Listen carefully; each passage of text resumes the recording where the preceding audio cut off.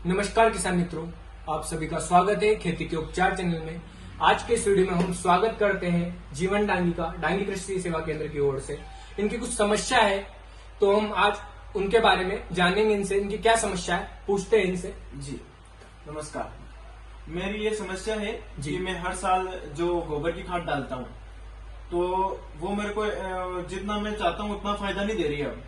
तो उससे और अच्छी खाद बताओ जो ऑर्गेनिक हो, जो अच्छा फायदा दे, केमिकल जो फर्टिलाइजर है उससे भी अच्छा। तो आप मेरे को बताओ कि इससे अच्छा कौन सी खाद हो सकती है मेरे लिए। जी बिल्कुल है, एक खाद है हरी खाद के बारे में आपने सुना होगा, जैसे डेचा है। डेचा हमारे सामने रखा है, देखो डेचा।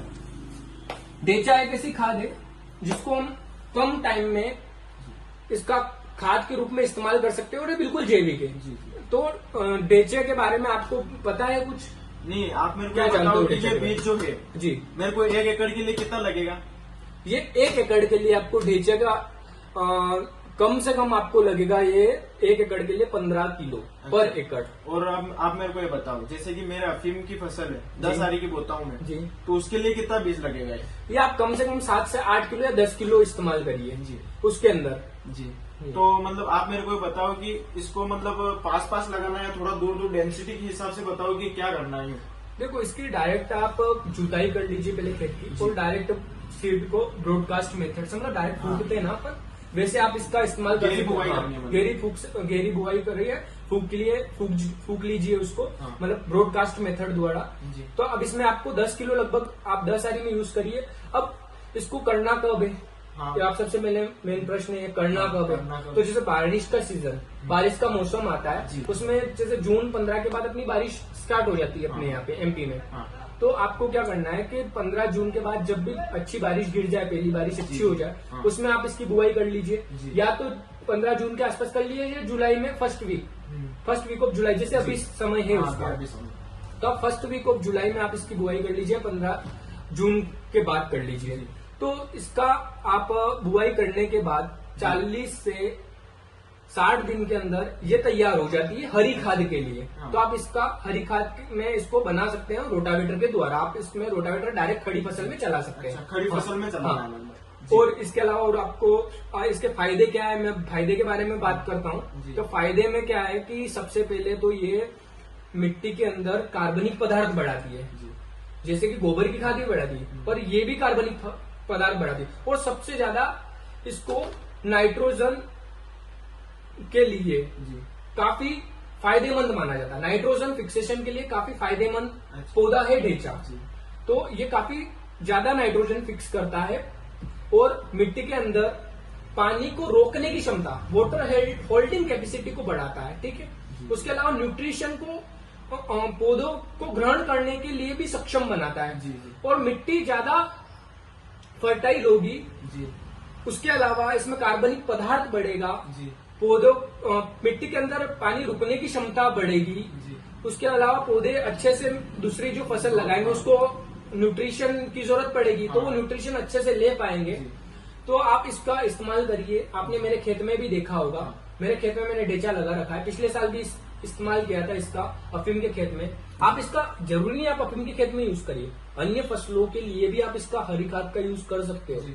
हो। और आपका कोई सवाल इसके लिए? तो मतलब अगली फसल के लिए बहुत फायदेमंद रहता हाँ, है। जैसे अफीम के लिए तो काफी ज्यादा फायदेमंद है। जी। कहीं न कहीं आपके अफीम का प्रोडक्शन बढ़ाएगी।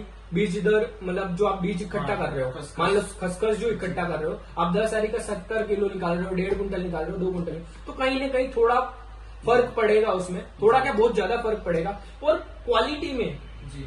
बहुत ज्यादा फर्क पड़ेगा। अब प्लस अब आप मेरे को ये बताओ, अगर हमको ये बीज लेना है हाँ। तो वो कितने दिन में मिल जाएगा हमको। अभी मेरे पास हर साल इस टाइम पे मैं मंगवा लेता हूँ दुकान पे।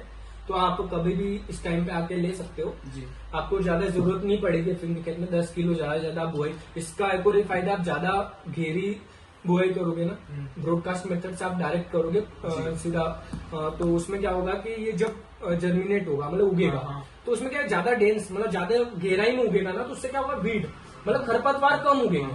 खरपतवार कम उगेंगे तो इससे क्या होगा, अपना खेत का नुकसान नहीं होगा। कहीं ना कहीं ये ज्यादा उगेगा तो अपना फायदा हो रहा है। और अगली फसल में खपतवार कम होगा। हाँ, तो कहीं ना कहीं ये इसकी कैपेसिटी जी। जी। बढ़ जाएगी, डेंस हो जाएगा, पूरा घना हो जाएगा, हाँ। तो खरपतवार उगने नहीं देगा। हाँ। फिर उसके बाद आपको 40 से 60 दिन हुए जी। जब फसल ग्रीन मैन्योरिंग के लिए, हरी खाद के लिए सक्षम हो कि हाँ ये हो गई हरी खाद के लिए, आप उसको दफना दीजिए, सीधा रोटावेटर खड़ी फसल पे चला दीजिए, तो आपका पूरा वो उसके अंदर मिट्टी के अंदर मिल जाएगी। और अगर उसी फसल से हमको बीज लेना हो तो? बीज लेना हो तो हम लोग बात करते हैं, अगर बीज दर की बात करें तो इसका बीज दर, जैसे बीज दर हमने ग्रीन मैन्योरिंग के लिए बात करी, तो ग्रीन मैन्योरिंग के लिए 15 किलो हम लोग बोल रहे हैं, हाँ। लेकिन पर एकड़। जी।